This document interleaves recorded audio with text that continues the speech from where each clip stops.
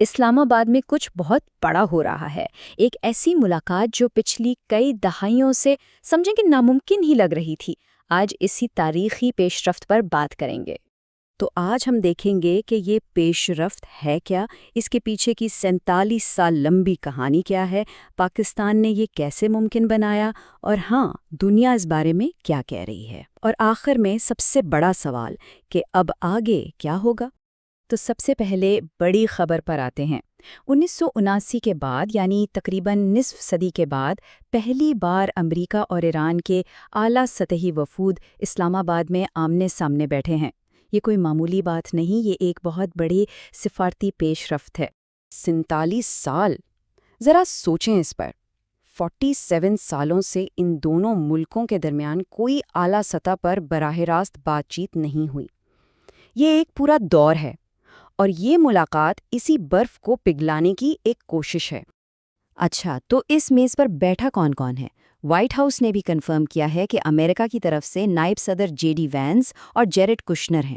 ایران کی نمائندگی کر رہے ہیں اسپیکر محمد باقر کالیباف اور وزیر خارجہ عباس عراقچی، اور ظاہر ہے میزبان پاکستان کی طرف سے وزیر اعظم شہباز شریف اور فیلڈ مارشل عاصم منیر بھی موجود ہیں۔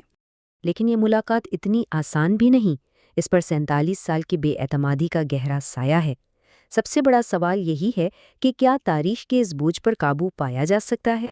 اس بے اعتمادی کو سمجھنے کے لیے ایرانی اسپیکر محمد باقر کالیباف کا یہ بیان ہی کافی ہے کہ ماضی میں امریکہ نے مذاکرات کے دوران وعدہ خلافی کیا، ایران پر 2 بار حملہ کیا۔ صاف ظاہر ہے کہ وہ میز پر تو بیٹھے ہیں، لیکن ماضی کے زخم ابھی تازہ ہیں۔ اور یہ بے اعتمادی دونوں کے عوامی موقف میں بھی نظر آتی ہے۔ امریکہ کا کہنا ہے ایران کو ایٹمی ہتھیار نہیں ملیں گے، حکومت کی تبدیلی ہمارا مقصد نہیں، اور آبنائے ہارمز کھلے گی۔ دوسری طرف ایران کہہ رہا ہے ہم شدید بے اعتمادی کے ساتھ آئے ہیں، اپنے مفادات پر کوئی سمجھوتا نہیں ہوگا، اور ہاں، ماضی میں ہمیں دھوکہ دیا گیا ہے۔ تو دیکھ لیں کہ دونوں میں کتنا بڑا فاصلہ ہے۔ اور اس جذباتی بوجھ کی ایک انتہائی دل دہلا دینے والی مثال بھی سامنے آئی۔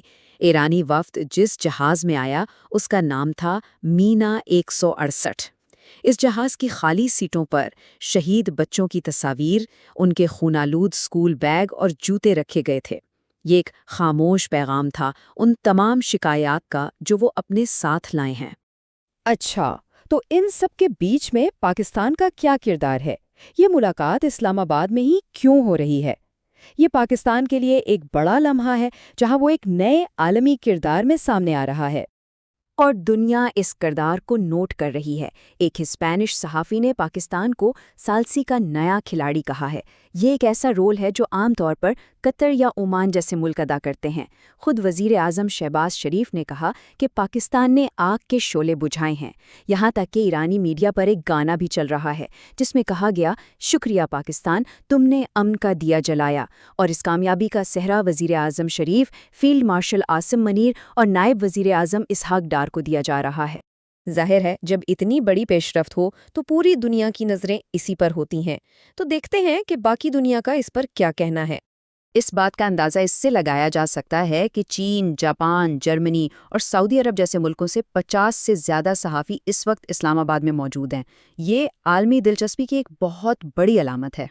حمایت بھی آ رہی ہے۔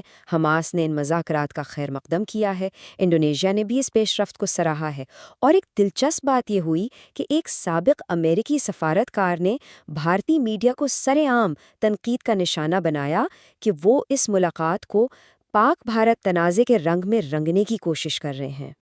یہ بات چیت صرف امریکہ اور ایران کے بارے میں نہیں ہے، اس کے اثرات یا یوں کہیں کہ ریپل ایفیکٹس پورے خطے میں محسوس کیے جا رہے ہیں۔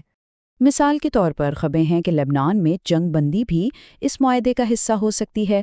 ساتھ ہی ساتھ پاکستان اور ایران اپنے معاشی تعلقات کو مضبوط بنانے پر الگ سے میٹنگز کر رہے ہیں۔ اسی دوران پاکستان کے وزیر خزانہ ورلڈ بینک اور IMF کے اجلاس کے لیے امریکہ جا رہے ہیں، اور سعودی وزیر خزانہ کی بھی اپنے پاکستانی ہم منصب سے ملاقات ہوئی ہے۔ مطلب پورے خطے میں ایک نئی اقتصادی ہلچل شروع ہو گئی ہے۔ تو اب سوال یہ ہے کہ آگے کیا ہوگا؟ ایک طرف تو امن کی ایک نازک سی امید ہے، لیکن دوسری طرف ناکامی کا خطرہ بھی اتنا ہی حقیقی ہے۔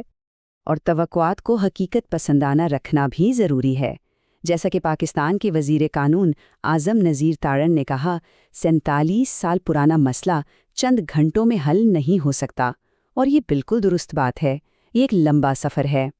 تو آخر میں سوال یہی رہ جاتا ہے، کیا یہ ملاقات علاقائی امن کے لیے ایک نئی صبح کا آغاز ہے، یا یہ تنازعات کی لمبی تاریخ میں صرف ایک اور باب بن کے رہ جائے گی؟ اس کا جواب تو خیر وقت ہی دے گا۔